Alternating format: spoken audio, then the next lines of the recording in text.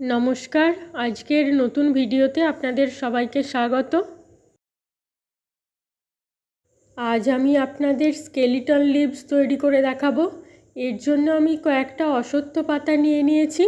পাতাগুলোকে আমি 1 মাস মতো জলের মধ্যে ডুবিয়ে রেখেছিলাম। টুথব্রাশের সাহায্যে পাতার উপরের এবং নিচের দিকের স্তরটা ঘষে ঘষে তুলে দিতে হবে। একটু আস্তে ঘষতে হবে, বেশি জোরে ঘষলে পাতাটা ছিঁড়ে যেতে পারে।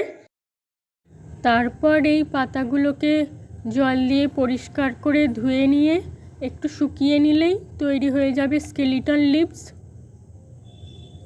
আমার আজকের এই কাজটি আপনাদের কেমন লেগেছে কমেন্ট করে অবশ্যই জানাবেন। ভালো লাগলে লাইক শেয়ার করবেন।